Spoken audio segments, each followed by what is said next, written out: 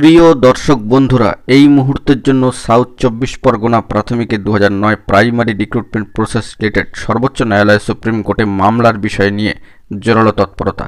কি বার্তা দিচ্ছেন দেবাশিস বিশ্বাস, অবশ্যই কিন্তু জেনে নেওয়ার প্রয়োজনীয়তা রয়েছে।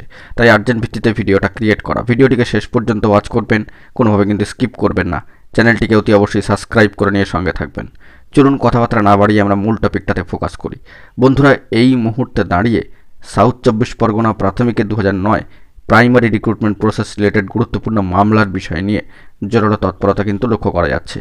এ বিষয়ে সম্মানীয় দেবাশিস বিশ্বাসের তরফ থেকে ইতিমধ্যেই কিন্তু বার্তা উঠে এসেছে, স্পষ্টভাবেই বার্তা উঠে এসেছে একেবারে বলা যেতে পারে সামাজিক গণমাধ্যম, এবং সেই সূত্র ধরেই যে বিষয়টি জানা যাচ্ছে যে দিল্লিতে অ্যাডভোকেট মহাশয়দের সঙ্গে এবং ক্লার্কদের সঙ্গে কিন্তু যোগাযোগ অহরহ করা হচ্ছে, এবং প্রত্যেকেই কিন্তু এই বিষয়টা নিয়ে টেনশনে রয়েছে। মামলার বিষয়, মামলা বর্তমানে এনএমডি পর্যায়ে অবস্থান করছে, তবে মামলা সিএল নাম্বার এখনও পর্যন্ত না আসায় সবাই কিন্তু একটা চাপা টেনশন অনুভব করছেন, উৎকণ্ঠায় রয়েছেন। এই বিষয়ে দেবাশিস বিশ্বাসের তরফ থেকে জোর কদমে কিন্তু প্রস্তুতি চলছে। মহামান্য কলকাতা হাইকোর্টে বিশিষ্ট অ্যাডভোকেট মহাশয়দের সঙ্গে আজকে কিন্তু সাক্ষাৎকার করবারও একটা প্রচেষ্টা চলছে।